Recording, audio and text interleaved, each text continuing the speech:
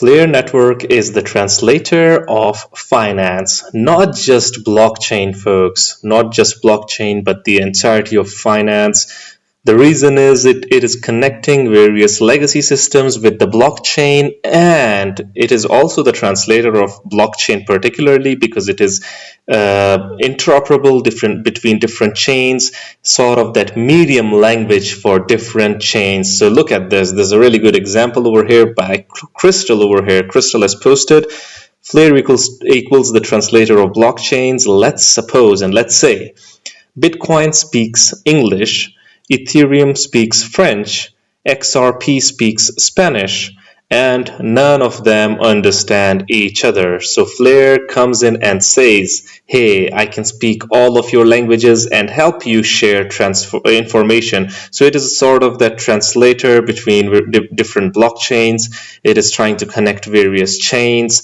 And this is where it comes, being an independent layer one comes into play, because it is not dependent on other networks, folks. In even its Oracle system, it is an enshrined system. It is dependent on itself. It is self-reliant. And because of this, I'm going to be sharing with you this post over here, a very, very interesting post over here.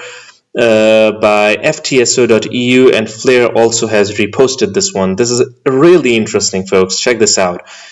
While the pointless debate on the payments issue between lovers of Link and XRP continues, we thought it would be useful to analyze the core functionality of both Link and FLR as it relates to oracles. Folks, as you all know, Chainlink is a household name at this point. We cannot deny that.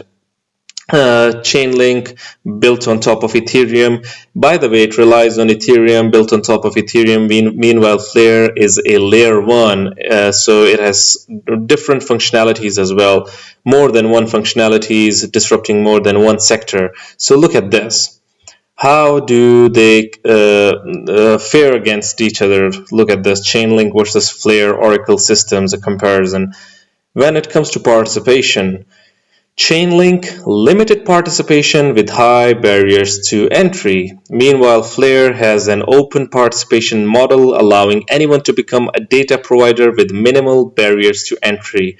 Winner is Flare over here. Awesome.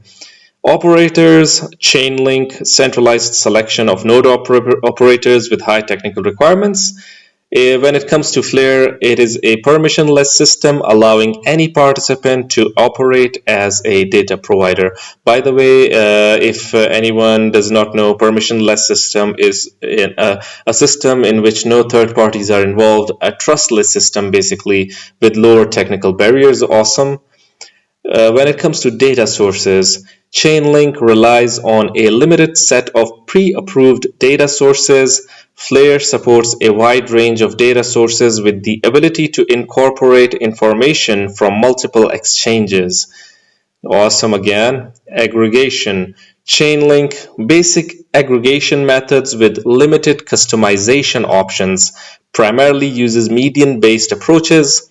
Flare has an advanced weighted median aggregation that factors in provider reputation. So this enhances accuracy, folks. This enhances accuracy, and it is a much more adaptive system. It is much more adaptive and reliant. Incentives. Chainlink has a fee-based model where node operators are paid for providing data. Flare has a comprehensive tokenomic model with direct rewards for accuracy. So basically, if you are accurate, only then you get rewarded. You're not just being rewarded for providing data. You are being rewarded for accuracy, folks. So obviously, this motivates or it compels basically the node. The model provides those that are providing data. It motivates them and it compels them to provide accurate data, not just any random data, folks. As far as decentralization is concerned, Chainlink has a partially decentralized model with a limited number of node operators. Flare is highly decentralized, folks, with open participation and community governance. So it has a distributed community-based governing process which is transparent, folks, so everyone knows what is happening behind the scenes. So this is awesome. It further increases transparency, legitimacy, and credibility. Data feeds. Chainlink has a standardized data feeds with limited customization options. Flare has flexible data feed system supporting a wider range of data types. Awesome. Infrastructure. Chainlink requires dedicated infrastructure and significant technical resources. Meanwhile, Flare has lightweight infrastructure requirements with optimized resource utilization. In this day and age, folks, you want to totally optimize your resource, your utility. You do not want any wasted use cases, folks. Meanwhile, the risks now. This is the factor that gives Flare a competitive edge and advantage, folks. Higher risk of centralization failures due to limited operator pool when it comes to Chainlink. Flare has a reduced risk profile through broader participation and stronger incentive alignment. So, folks, although I agree that Chainlink is a brand name at the moment when it comes to oracles, but you can see that when it comes to these categories, Flare is a definite winner over here, and this is why Flare is leading the Oracle revolution. Flare's Oracle system demonstrates clear advantages across all key comparison metrics, not just one, two, but most of the comparison metrics are favoring Flare Network, folks, as a decentralized model which has lower barriers to entry and a robust security mechanisms and a decent and superior choice for developers and projects. I mean, this is great, folks, in my opinion. Look at this. I have a feeling, according to Dark Paddles, that in the nearest future, holding 50,000 FLR will be a really big deal, folks. And look at this, the rich list at this moment. It is very easy to hold 50,000. Here is the herring over here. Sorry, where is it? Yeah, 50k to 100k is a tuna at the moment. How many holders? Tuna 12,151. So according to the last post, that holding $50,000 50,000 FLR is going to be a big deal. At the moment, 12,151 people are holding 50k to 100k, folks. Huge. Salmon 10k to 50k, 35,733. Mackerel 5k to 10k. Look at this, 0 to 1, 435,000, just random wallets, I think. Where are you, folks? Where are you in this rich list? Dolphin 1 million to 2.5 million, 3,172. Look at this, only 1,009. Mako Sharks 2.5 million to 5 million. Tiger Sharks 533, 5 million to 10 million. Flare. Only 85 holders that are blue whales have more than 100 million. I mean, that is great, folks, that's for sure. Hugo said 5 billion XRP locked by 2026, according to Trav. $15 billion XRP's circulating supply, just under 60 billion currently. That is 8% of circulating supply. When F assets brings BTC, 8% of supply is 1.6 million BTC or $177 billion in BTC. You see what is happening over here, folks. These are real values. These are real numbers. Just wait until these numbers become a reality, folks. In my opinion, this is huge. I saw this post over here, folks. It seems really interesting by Crypto Insight UK. Okay, I beg your pardon. What is Flare Networks? How does it work? How does it affect XRP holders? Why don't people like FLR? So an interesting post over here, a video over here where they break down multitude of topics. Let's check this out. It seems like an underrated video as well. So yeah. DeFi opportunities. That's why Flare Networks is just. And we have to obviously cover Flare. What is Flare? How does it work? How does it affect XRP holders? And finally, why don't people like Flare? Okay, so start with like, what is Flare? I'm not like massively blessed in the fundamental space of crypto. I'm not like Dave. I don't understand the pros and cons of smart contract structures, this sort of thing. So I can give you a basic overview of what Flare Networks is. Flare Networks is like a chain which provides DeFi opportunities to tokens that don't yet have DeFi opportunities. That's when it was launched. The idea was to be able to provide DeFi for Bitcoin, Doge, XRP, Litecoin, a few others. I'll get into quickly why people don't like it, and then I'll continue to say, because I think it makes sense as to the rest of the conversation. So first off, the first reason people don't like it is because they tried to airdrop tokens to XRP holders, and it was a bit of a failed airdrop. It wasn't like completely failed, but there was miscommunication about how many tokens people would get, whether they would qualify if it was held in exchanges. At the time, exchanges like Coinbase didn't airdrop people tokens because they removed XRP for trading from their exchange. So it became a bit like this. People were like, oh, I've held all my XRP on Coinbase. Now Coinbase is delisting XRP. Where's my Flare? And Flare also had a canary network called Songbird, which is like a testing network for those who don't understand. And I never got my Songbird allocation. I think I did have some of my XRP on Coinbase at the time. Never got my Songbird. Coinbase kept all of that. And I think I got my Flare, but I actually think I did that via hardware. But this doesn't, I know where it's the community sentiment, but ultimately, as old as time, not your keys, not your crypto. Yeah, of course. It's nothing, Flare can't enforce Coinbase, who holds the keys to the crypto because you've not took it off the exchange, to do anything.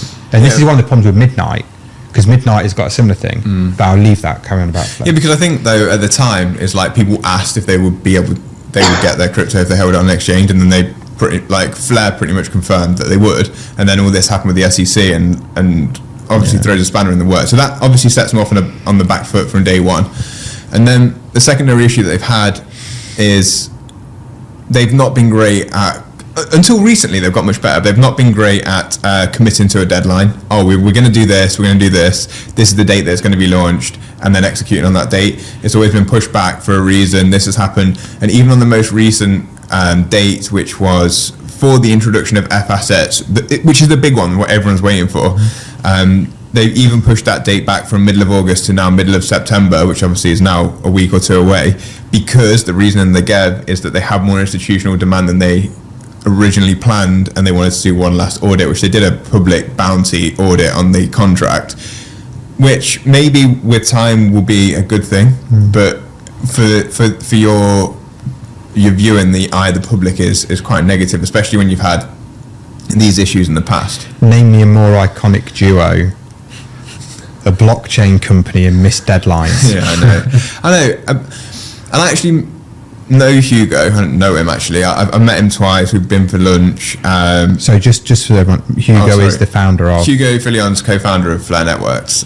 So we've been for lunch, and I've messaged him and I said to him, look, there's something wrong either in your marketing or communication. One of the two is wrong. And at first, I think he was a bit offended by what I said. He almost said like, oh, well, capacity to marketing, you can work with us if you want. And I was like, look, I don't want your money, I don't want to work with you, I'm just literally communicating from an outside perspective of like. And then he was much more receptive, and I said a few things that I changed, and to be fair, they've actually implemented pretty much everything that I said. I said just make it easy for people to read that don't understand, like don't be releasing 20-page documents. People don't give a shit on the whole. People who do give a shit, give us that, but don't give us that on the whole. So going back to the original question, like what am I thinking about Flare now? On a recent podcast, Hugo Fillion went on to the Paul Barron podcast. He's like quite a big XRP proponent, and basically said that by mid-2026, he thinks they can bring 5 billion XRP into Flare's ecosystem. which at the minute would be like ish 10% of the supply, or well, I think it was 60 billion circulating, but 100 billion altogether, which would be monumental because Flare's market cap right now is $1.5 billion. So if you bought, even at this price, if you bought 5 billion XRP on, that's 10x the market cap, $15 billion. And if XRP obviously increases, it'd be, say, I think it's going to go to 6 in the next few months, if I'm right with that. That's 20x the market cap. So I think there's a huge potential for price increase and price discovery for Flare networks should the utility execute. The risk is that delay, or the risk is that like bad execution, which is obviously priced into the upside price action. But what does Flare network do? Well, it allows, somehow, again I don't understand, it allows people to get native yield on their XRP without leaving the XRP ledger by some sort of like lock-in contract on the XRP ledger, and then taking a loan and or providing liquidity for liquidity pools. But the other interesting part about Flare networks is it's massively over collateralized on the loan, and they have like an agent that holds basically your Flare in an escrow, which means that a lot of the circulating supply gets locked up, which I think is another positive for people who are interested in price action, which is, as I said, what we're all here for realistically. So Folks, Flare indeed is a revolution in the world of finance. Look at this. Heard some rumors that Binance is going to list FLR, but to be very honest, I do not care about listings. I care about use case developments behind the scenes, to be very honest. Only then the price action will come if they continue on to develop, if they continue on to forge good partnerships, provide good use cases. Check this out, some technicals: 1, 2, 3, 4, 5, Elliott wave, accumulation, and then the manipulation phase. Over here, some crucial support levels over here, a trend line over here. Let's hope that the price goes up. If it does, we're seeing good levels over here. Hopefully we get there. Harvard goes cross-chain September 20 to 21. Look at this, Firelight. Learn how we're igniting a new era of DeFi, starting with a traditionally non-yield bearing token, XRP, folks. Yeah. Constant development, constant partnerships being forged. Yes, look at this. From the looks of it, folks, Flare Networks is constantly developing behind the scenes, not making noise at the moment, but certainly providing value, folks.